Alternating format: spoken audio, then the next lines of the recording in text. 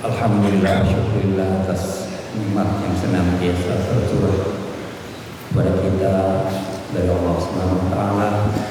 Shalawat dan salam semoga senantiasa terlimpah kepada junjungan kita Muhammad sallallahu alaihi wasallam, keluarganya, para sahabatnya dan kepada seluruh hadirin yang dimuliakan Allah yang masih memiliki waktu luang. Saya mengajak hadirin untuk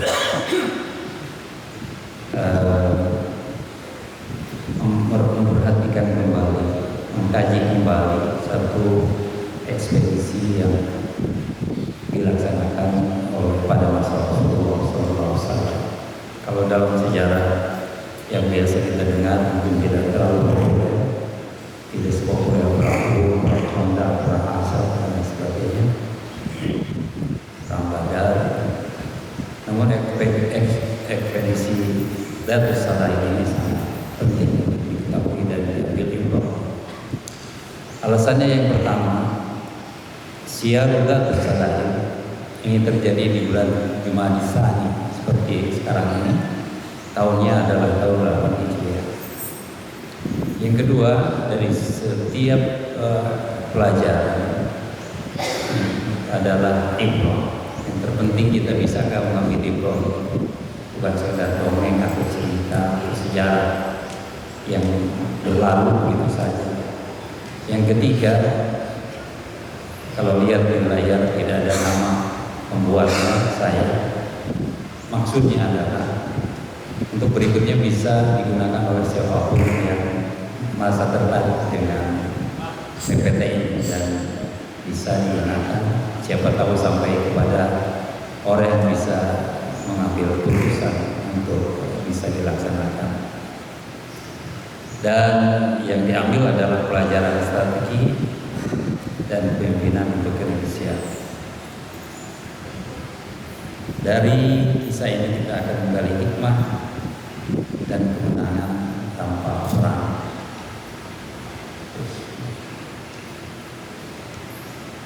Dhatus Salail adalah satu wilayah di sebelah utara Madinah, dekat perbatasan dengan Syam pada masa lalu. Madinah ada di sebelah selatan, Wadi As-Salail ada di sebelah utara.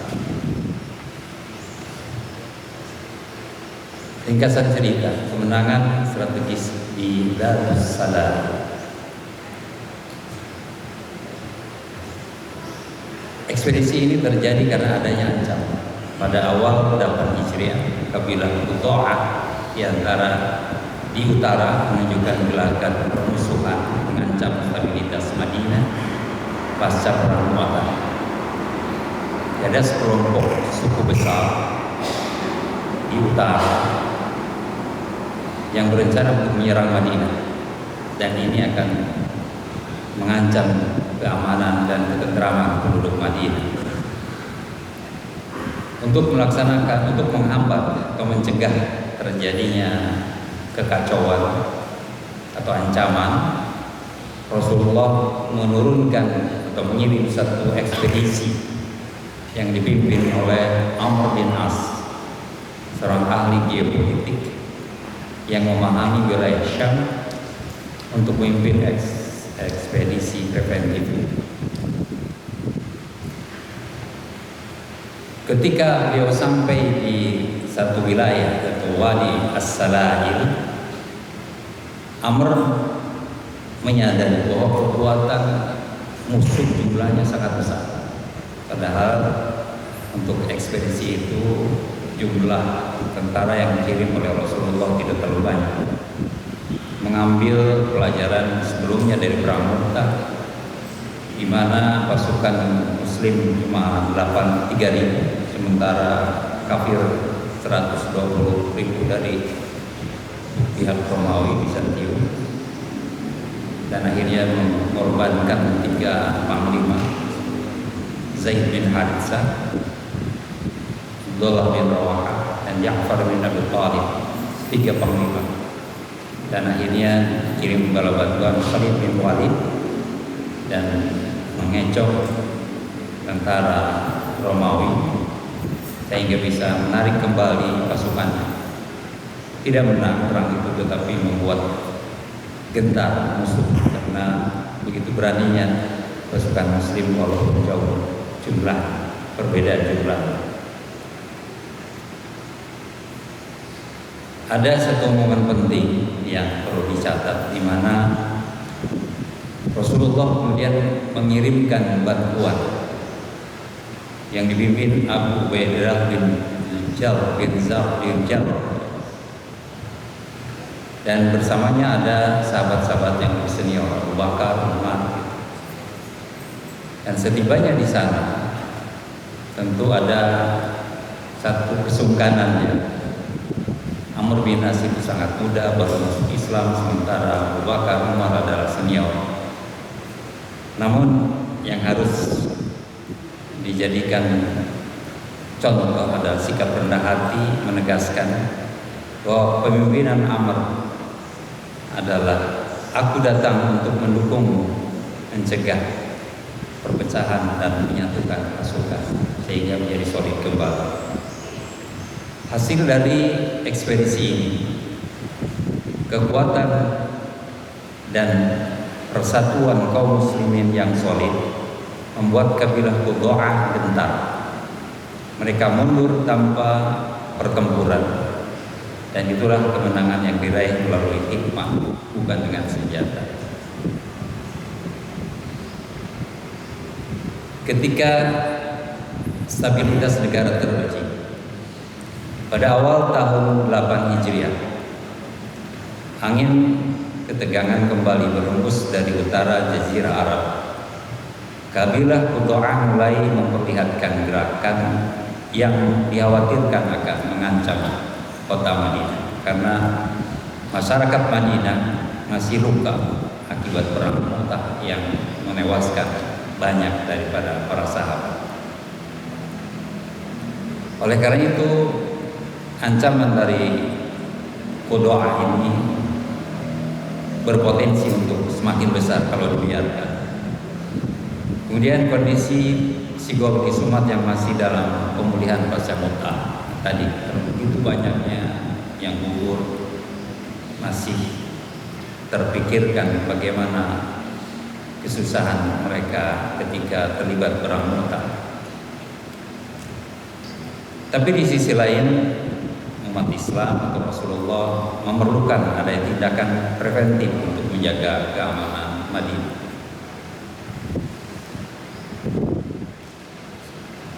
Yang kedua yang perlu kita ketahui, pilihan sang negarawan Rasul adalah negarawan sejati.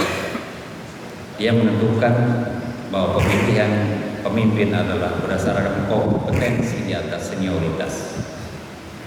Penunjukan Amr bin As oleh Rasulullah SAW memilihnya bukan karena senioritas, tapi karena berpotensi geopolitik dan pemahaman atas wilayah Syam. Sebuah keputusan berbasis meritokrasi. Pengiriman Abu Ubaidah dikirim sebagai penguat atau reinforcement, bukan sebagai replacement.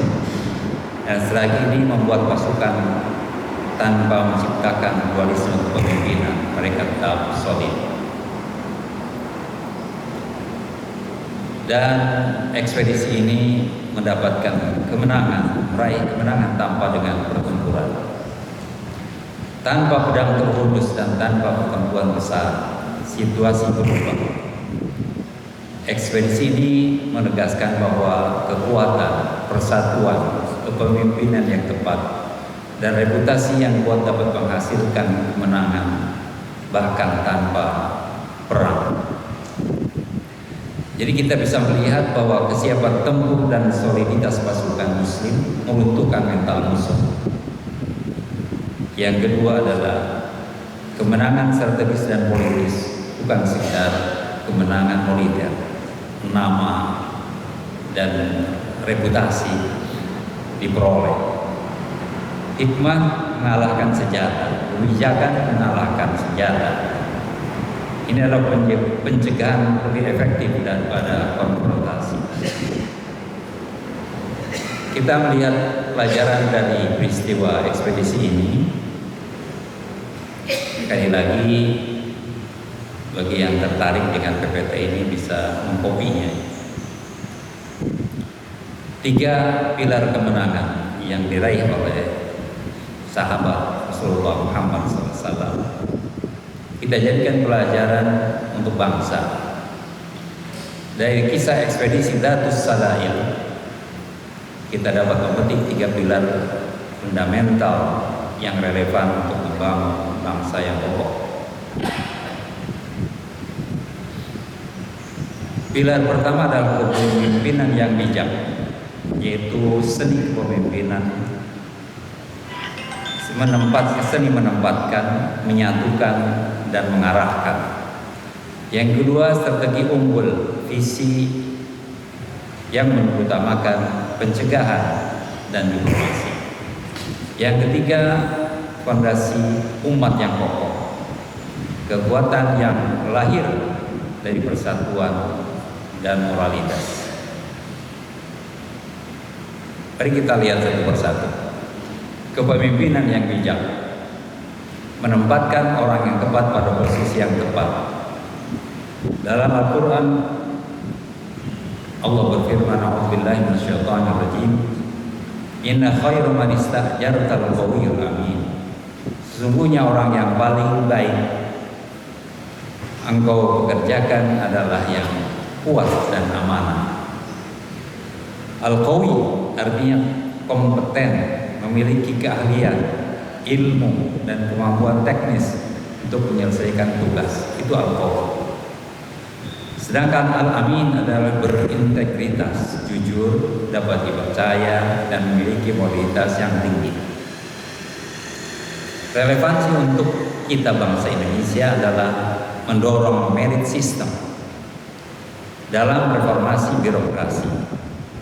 Jabatan publik harusnya diisi oleh orang ahli yang kompeten dan berintegritas, bukan atas dasar kedekatan politik atau nepotisme untuk memastikan efektivitas pemerintah. Mungkin sekarang alhamdulillah sebagian, tapi masih lebih banyak yang belum didasarkan oleh merit system. Pelajaran 2, kerendahan hati mencegah konflik internal. Ini dicontohkan oleh Abu Ubaidah bin Al-Jarrah kepada Amr bin As. Apa yang beliau katakan? Innama anta muti' wa la nukhalifu amra Rasulillah sallallahu alaihi wasallam. Engkau adalah pemimpin yang ditunjuk. Kami tidak akan menyelisih perintah Rasulullah sallallahu alaihi wasallam. Jadi kita melihat di sini bukan ambisi pribadi, tapi ada visi di atas ambisi. Sekarang kita masih terjebak pada ambisi, bukan pada visi. Jadi tujuan bersama atau kemenangan misi lebih utama daripada ego atau jabatan pribadi. Di kita masih banyak ego pribadi untuk mengelola bangsa ini. Mengalah untuk menang. Abu Ubaidah mengalah secara jabatan, namun tindakan yang memastikan kemenangan moral dan soliditas tim, itulah yang seharusnya dimiliki oleh tim atau yang mengelola bangsa ini. Kita lihat hikmahnya untuk bangsa Indonesia. Mengatasi ego sektoral atau ego institusional antara kementerian, lembaga, dan pemerintah pusat daerah, maka diperlukan sinergi nasional. Hanya dengan sinergi nasional yang bisa tercapai jika semua pihak loyal pada tujuan bersama bangsa. Seringkali kita merupakan tujuan utama bangsa yang tercantum dalam UUD 45. Karena ego pribadi, ego partai politik, ego sektoral, ego pusat dan daerah, dan sebagainya. Yang pelajaran ketiga adalah pentingnya komando dan komunikasi yang jelas. Al-Quran menyatakan ati'ullah wa ati'ur rasul wa ulil amri minkum. Wahai orang-orang yang beriman, taatilah Allah dan taatilah Rasul serta ulil amri di antara kamu. Ayat ini menetapkan tatanan ketaatan yang berjenjang dan teratur.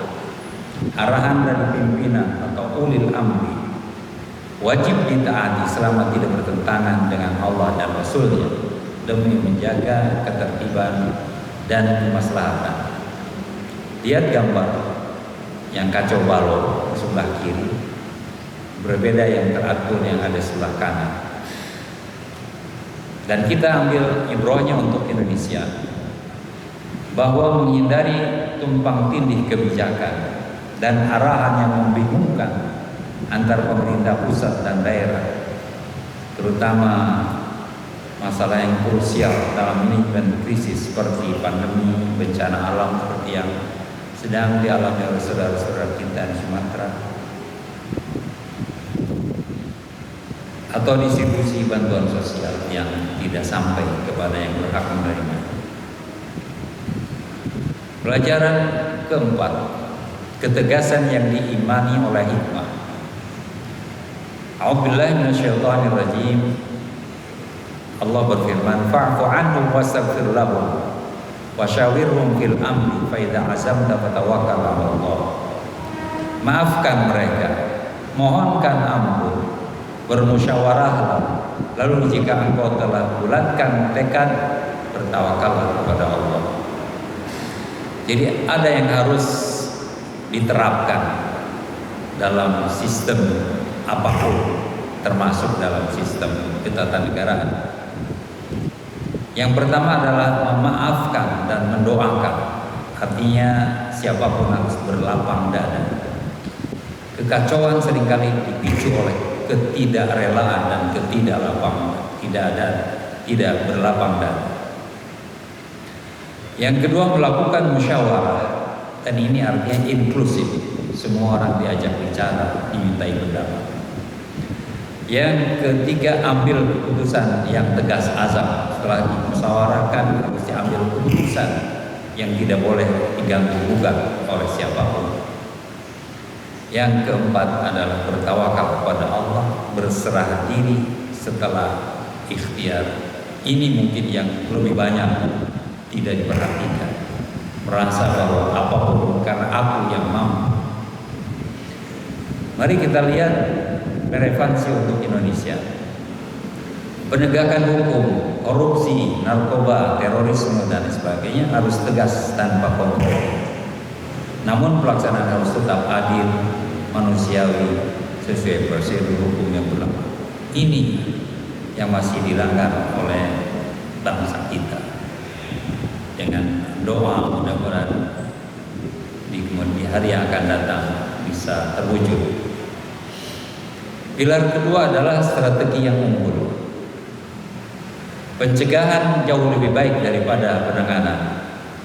Allah Subhanahu wa taala berfirman, "Ya ayyuhalladzina amanu khudhu hidrakum." Wahai orang-orang yang beriman, bersiap-siagalah kamu. Ayat ini adalah perintah untuk selalu waspada dan siaga. Khudhu hidrakum. Ekspedisi Datus Sadakin adalah misi preventif, dirancang untuk menetralisir ancaman sebelum membesar menjadi perang terbuka. Ilustrasi adalah untuk menghambat rob, maka sudah dibangun dinding pembatas antara laut dan daratan. Relevansi untuk Indonesia, prinsip ini sangat relevan untuk isu-isu nasional seperti mitigasi bencana, membangun sistem peringatan daripada hanya merespon korban, penanganan stunting lagi heboh-hebohnya, sebetulnya harus dimulai tentang nutrisi sejadi, dan pemberantasan korupsi harusnya dilakukan juga, membangun sistem pencegahan dari tindakan korupsi. Pelajaran keenam adalah mengutamakan diplomasi daripada konfrontasi. Allah Subhanahu wa taala berfirman, "Wa in janahu lis-salmi fajnah laha wa tawakkal 'ala Allah." Dan jika mereka condong pada perdamaian, maka condonglah pada perdamaian itu dan bertakwalah kepada Allah. Ayat ini menegaskan bahwa prinsip dasar Islam adalah menyambut perdamaian. Perang bukanlah tujuan dalam Islam, melainkan pilihan terakhir. Mengutamakan perdamaian bukan berarti kelemahan, melainkan strategi yang didukung oleh tawakal kepada Allah. Bagaimana jika kita menengok ke Indonesia? Kita harus memperkuat identitas dan peran diplomasi bebas aktif Indonesia yang sudah sering dikumandangkan di kancah global, khususnya dalam memerangi, menavigasi isu-isu sensitif seperti konflik di Cina Selatan, Rohingya, sekarang Sudan, dan Palestina. Pelajaran ketujuh, kemenangan sejati adalah menghindari pertemuan. Rasulullah SAW bersabda, "La tatamannu liqa'al adu wa sallallahu al-afiyah." Janganlah kalian menginginkan bertemu musuh, mintalah keselamatan kepada Allah Subhanahu wa taala. Hadis ini mengajarkan untuk tidak bernafsu mencari konflik. Tujuan utama adalah afiat, keselamatan dan kesejahteraan. Namun jika konfrontasi tidak terhindarkan, hadapi dengan sabar dan tegar. Dhatus salail adalah perwujudan sempurna dari prinsip ini.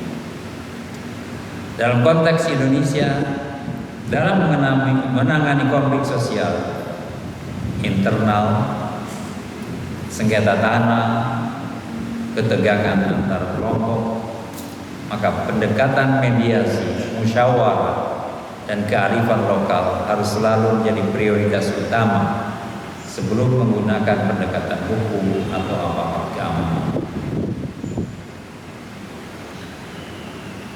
Kemudian pilar ketiga adalah fondasi umat yang kokoh. Pelajaran ke-8 adalah kolaborasi dan kesatuan. Allah berfirman, "Wa'tasimu bihablillahi jami'an wa la tafarraqu." Berpeganglah kalian semua pada tali Allah dan jangan bercerai-berai. Melawan polarisasi politik,